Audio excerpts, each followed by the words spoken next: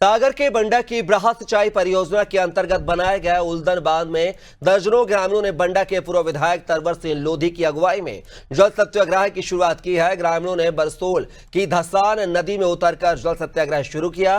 परियोजना के अंतर्गत डूब क्षेत्र में आने वाले ग्रामों में विस्थापन के नाम पर सामने आ रही विसंगति पर शासन प्रशासन तक गुहार लगाई गई है। वहीं जब कोई सुनवाई नहीं हुई तो ग्रामीणों ने 11 दिन से जारी धरने को अब जल सत्याग्रह में तब्दील कर अपना विरोध दर्ज कराया है। बता दें कि जल सत्याग्रह पर उतरे बहरोल, कुल, किरोला, पिपरिया और उल्दन हनौता सिवड़ा के किसानों ग्रामीणों में इस दौरान जमकर शासन प्रशासन की उदासीनता पर आक्रोश दिखाया गया।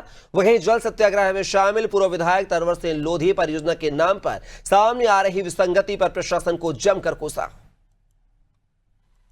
अब ये है कि हम लोग सत्याग्रह करने पर बहुत मजबूर हो गए। हम जितने भी किसान हैं, हम लोगों की कहीं से कहीं तक कोई सुनाई नहीं हो रही। ना कलेक्टर महोदय ने सुनी, ना एसडीएम ने सुनी।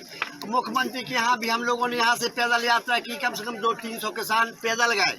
वहाँ पे मुख्यमंत्री जी को ज्ञापन दिया, वो तो मिले नहीं, पर उनके ओएसडी मिले, उनको ज्ञापन दे के वापस आए। उनने बोला कि 15 दिन में तुम्हारा काम हो जाएगा। हमारे यहाँ पे पूरे मकान डूब में ले लिए गए थे। 3 सर्वे हुई, 3 सर्वे में पूरे गांव बहरौल के पूरे मकान डूब में ले लिए गए थे। फिर चौथी सर्वे लास्ट में हुई, तो उस सर्वे में हमें इन मकानों को बाहर कर दिया, अपात्र घोषित कर दिया। क्यों अपात्र घोषित किया, इसकी किसी भी प्रकार की कोई जानकारी हम लोगों को ना दी जा रही है।